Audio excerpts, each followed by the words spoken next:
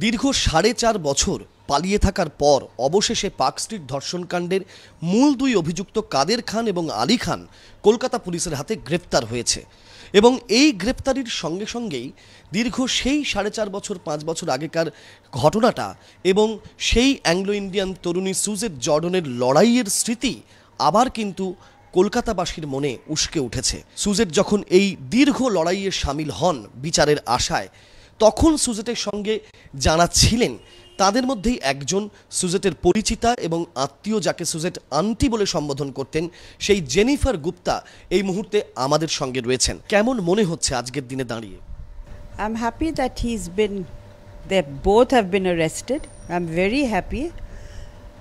But I hope that they get the same punishment. In fact, worse. I think 10 years punishment is not the medicine for them. She was crying and she was in pain. She couldn't believe that could happen to her. They took off so much of her hair. They beat her, put the revolver pistol in her mouth. Her mouth was all bad. On her back was all marked up. She was marked all over. She showed us. মানে সারা গায়ে ক্ষত বিক্ষত হচ্ছে একদম full body. তখন আমি বললো যে হোয়াট ডিড দ্য পুলিশ সে, পুলিশটা কি বললো? তো বললো যে পুলিশ কিছু বলছে না, শুধু আমাকে বলেছে এফআইআর করে না, আমি করে নিয়েছে। এই সুজেট যখন কাঁদছিল বলছেন, ও কি একটা মানে ট্রমার মধ্যে ছিল, মানে এবং কি কিছু বুঝতে পারছি? Exactly, very traumatised, very. I used to feel sorry for her. একটা জিনিস আপনাকে বলি যে যখন এফআইআর হলো এবং তারপরে এই ঘটনা সংবাদ মাধ্যমে প্রকাশিত হয় এবং তারপরে সেই রাতেই, অর্থাৎ 14-15 তারিখের রাত্রিবেলা আপনারা সারা রাত লালবাজারে ছিলেন সুজেটকে নিয়ে।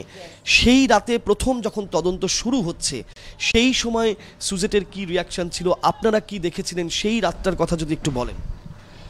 Susan was actually very traumatized, but she was very firm and she spoke the truth, and she kept saying that she was raped and she was raped by this Kadir and the balance who are inside serving their time.